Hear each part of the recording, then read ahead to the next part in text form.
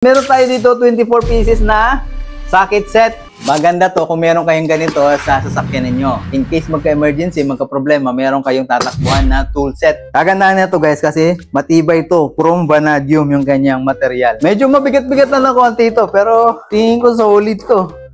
Uy! Isa-isahin natin. Meron siyang extender dito haba para dun sa mga tutdutin. Medyo malalalim, no? Ayan. So ito siya.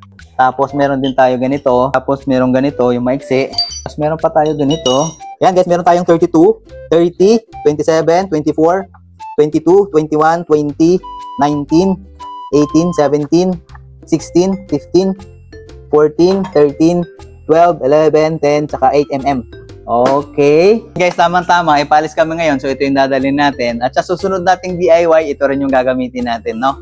So kung gusto nyo mag-check out nitong bago nating tools, ilalagay ko yung link dyan sa baba.